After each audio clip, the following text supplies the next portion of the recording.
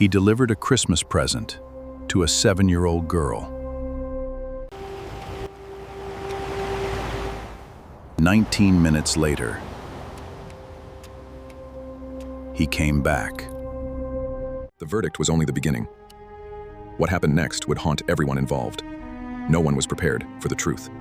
In November 2022, a delivery driver dropped off a Christmas present for 7-year-old Athena Strand. The box contained Barbie dolls. 19 minutes later, he returned to the property. Athena vanished from her home that evening. 2 days later, searchers found her body abandoned in the isolated, rugged terrain of rural North Texas. By April 2026, the case against the driver, Tanner Horner, had been moved from that rural landscape to a courtroom in Fort Worth, setting the stage for a massive, highly publicized capital murder trial. The trial ended almost as soon as it began. Before the jury was even seated for opening statements, Horner pleaded guilty to capital murder and aggravated kidnapping. That plea entirely eliminated the need to prove Horner's guilt.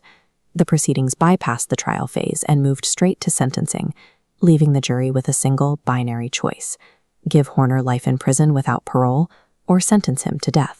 When a defendant admits to a capital crime on day one, the prosecution no longer uses their evidence to prove what happened.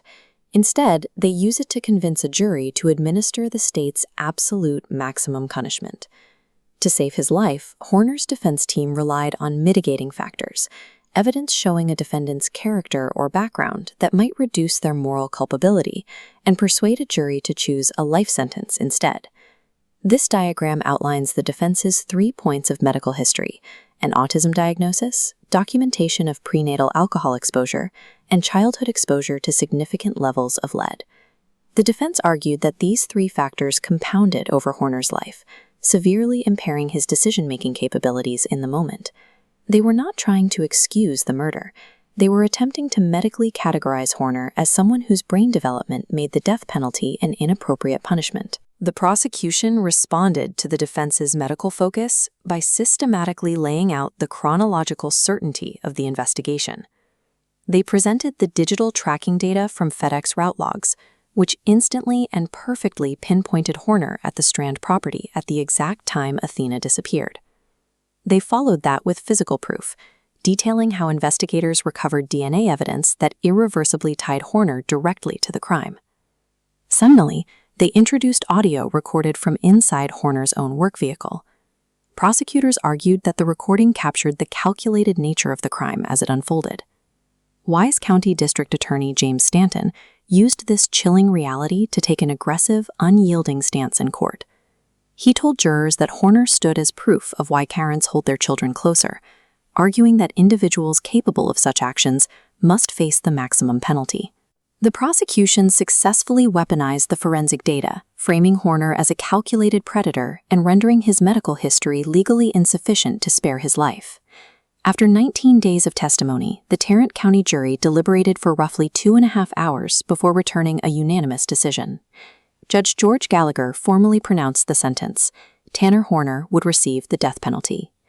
In a victim impact statement, Athena's uncle, Athena Strand, told the court that no words could truly capture the devastation Horner had caused. He emphasized that Horner stole a light, a future, a granddaughter, a cousin, and a friend. Horner is currently housed on death row within the Texas Department of Criminal Justice System, awaiting execution at the state penitentiary in Huntsville. Texas law prevents immediate closure. The state requires an automatic, multi-layered appeals process for every death sentence, regardless of a guilty plea. Horner's attorneys have already filed this mandatory appeal with the Texas Court of Criminal Appeals. This required review, along with subsequent legal challenges, guarantees that a final resolution will take years, and sometimes over a decade.